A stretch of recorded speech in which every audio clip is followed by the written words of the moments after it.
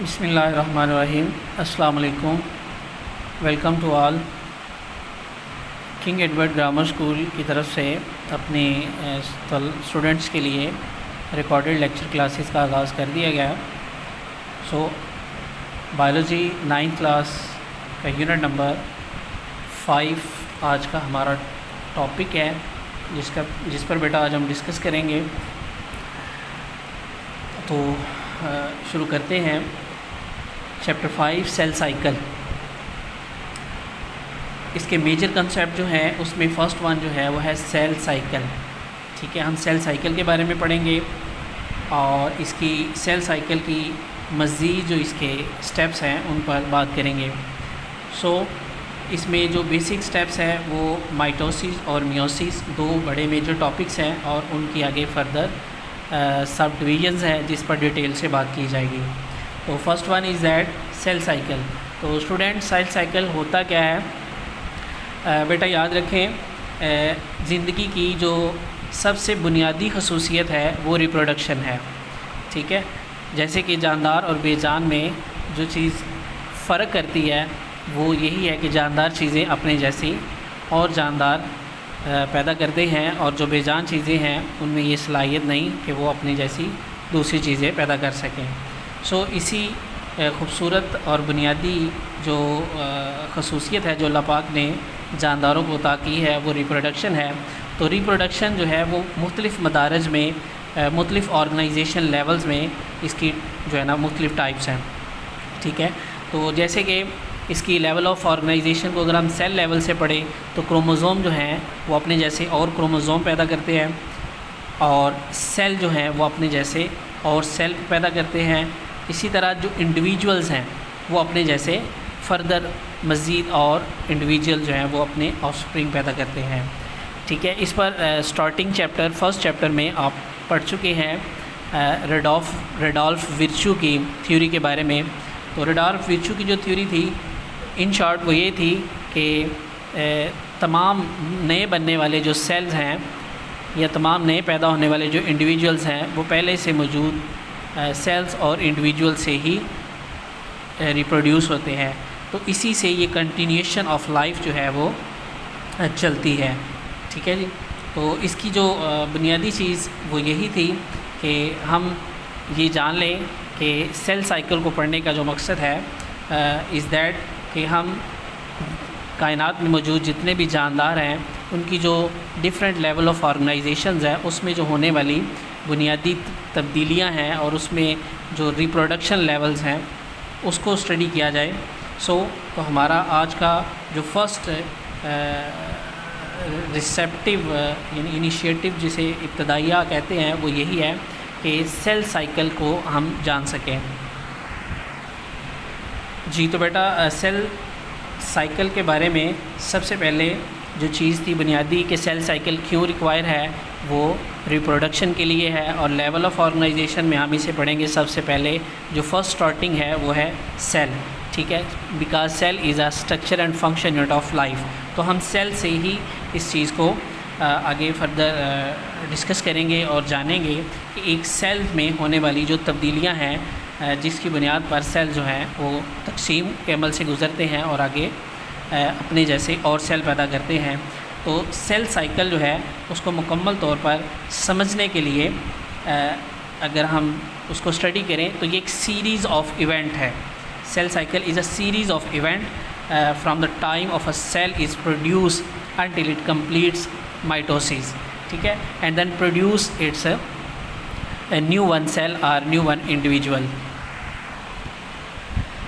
जी, तो students cell cycle जो है उसकी डिवीज़न जो है उसे आसान समझने के लिए एक डायग्राम आपको दिखाई जा रही है। तो इस डायग्राम को अगर गौर से देखें तो ये सेल साइकिल के बारे में है। तो सेल मुकम्मल तौर पर डिवीजन के अमल से जब गुज़रता है तो इसके दो बुनियादी फेसेस होती हैं। फर्स्ट वन होता है इंटरफेज़, ठीक है, and the second one is M phase. ठीक है, इंटरफेज़ जो है वो टोटल सेल डिवीज़न का 90% जो है वो इसमें शुमार किया जाता है, जिसके 3 बुनियादी पार्ट्स हैं, जिसे मज़ीद इंटरफेज़ को G1 फेज़, S फेज़ और G2 फेज़ में डिवाइड किया जाता है ताकि उसे आसानी से समझा जा सके। So the first one is G1 phase and the second one is S phase and third one is G2 phase। ये टोटल सेल डिवीजन का 90% है जिसे इंटरफेस कहते हैं। It's the longest part of the cell division and the short way in which one we called M phase। ठीक है, M phase जो कि टोटल डिवीजन का 10% है, ये एंडिंग पॉइंट्स है जिसमें एक सेल तकसीम के अमल से गुज़र के मुकम्मल माइटोसिस के अमल से गुज़र करके वो एक मुकम्मल इंडिविजुअल सेल जो है वो डॉटर सेल में बदल जाता है, जिसमें कि वही सारी खसूसियात होती हैं, वही सारी इनहेरिटेंस होती हैं जो कि उसके पेरेंट सेल में होती हैं। जी, तो यहाँ पर G1 फेज़ है जिसको हम थोड़ी देर पहले बात कर चुके हैं कि इंटरफेस का फर्स्ट पॉइंट है। तो ये फर्स्ट पॉइंट G1 फेज़ जो है, इसमें 3 बुनियादी जो एक्टिविटीज़ हैं वो रुनुमा होती हैं। G1 फेज़ का जो फिनोमेना है वो आपके सामने है। The first one is rapid growth. इसमें rapid growth mean to say that इसमें क्रोमोज़ोम, सेंट्रियोल और दूसरे जितने भी सेल ऑर्गेनल्स हैं उनको उनकी रैपिड ग्रोथ की जाती है। सबसे पहले सेल अपने अंदर मौजूद ऑर्गेनल्स को तकसीम के अमल से गुजारता है, तो इसे रैपिड ग्रोथ बोलते हैं। और second one is that metabolic activity इसकी तेज़ हो जाती है। मेटाबॉलिक एक्टिविटीज़ जिसे कीमियाई तब्दीली कहते हैं। और सेंट्रियो रेप्लिकेट, जैसे कि मैंने अभी आपको बताया कि सेल जो है वो डिवीजन के अमल से गुज़रते हुए जो फर्स्ट G1 फेज़ में क्या करता है, अपने सेल के जो ऑर्गेनल्स हैं इनसाइड उनको रैपिड ग्रोथ के थ्रू मेटाबॉलिक एक्टिविटी में लाते हुए उसको रेप्लिकेट करता है। तो फर्स्ट वन जो चीज़ रेप्लिकेट होती है वो इसका सेंट्रियोल है। जी बेटा, तो नेक्स्ट जो है वो S फेज़ है। S फेज़ में 2 बड़ी तब्दीलियाँ होती हैं, वो है ग्रोथ एंड DNA सिंथेसिस। और बेटा इसमें S फेज़ में एक और जो चेंज इसमें आता है जो कि DNA सिंथेसिस के अलावा जो क्रोमोज़ोम, अल्टीमेटली DNA को अगर हम फर्दर इसको स्टडी करें तो DNA के अंदर ही एक क्रोमोज़ोम जो है वो क्रोमोज़ोम की अकरिंग है। So as a result each chromosome consist of 2 sister chromatid replicate. ठीक है जी बेटा, तो नेक्स्ट जो हमारा था S फेज़ के से फर्दर जो था वो था G2 फेज़। तो G2 फेज़ एक final preparation for the division है।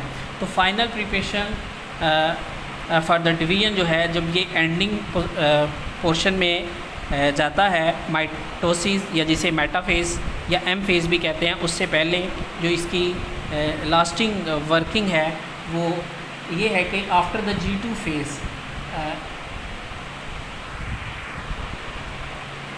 cell enters the division phase which is called M phase. It is the basic characterized by the mitosis।